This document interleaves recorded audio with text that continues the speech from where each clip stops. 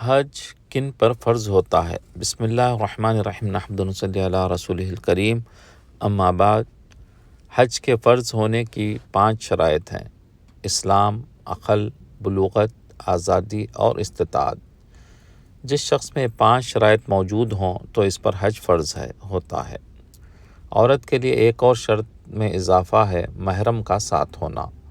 جس کی یہ شرائط پوری ہو جاتی ہیں تو انہیں حتی الامکان جلد سے جلد حج ادا کرنا چاہیے۔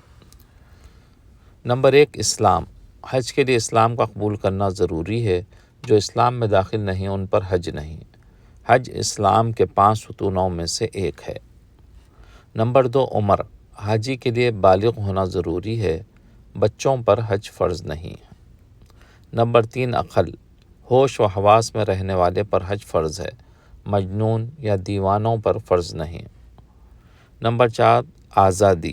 پہلے کے دور میں غلام ہوا کرتے تھے، ان پر حج فرض نہیں تھا جب تک کہ ان کا آقا آزاد نہ کر دے۔ ویسے ہی آج کے دور میں کوئی ملک مسلمانوں کو اپنا ملک چھوڑنے کی اجازت نہیں دیتا ہو، ظالم حکمران ہو، ان پر بھی حج فرض نہیں ہوتا۔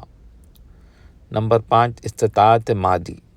مال اتنا ہونا چاہیے کہ تمام سفری اخراجات یعنی کہ کھانا پینا، رہائش، ٹرانسپورٹیشن آسانی کے ساتھ خرچ کر سکیں، اور جو کفالت میں گھر چھوڑ آئے ہیں، ماں باپ، بیوی، بچوں کے لیے حج کے سفر کی واپسی تک کھانے پینے، دوا دارو کے اخراجات موجود ہوں۔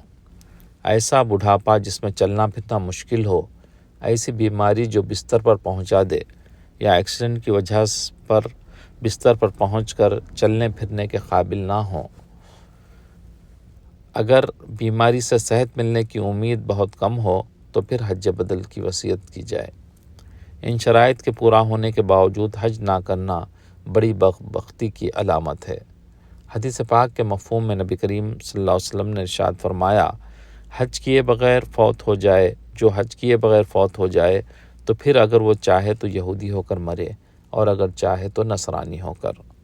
اللہ تعالیٰ جن پر حج واجب ہو گیا ہے جلد سے جلد کرنے کی توفیق عطا فرمائے، اور ساری امت کو ایک بار حج کی سعادت سے مالا مال فرمائے۔ آمین یا رب العالمین۔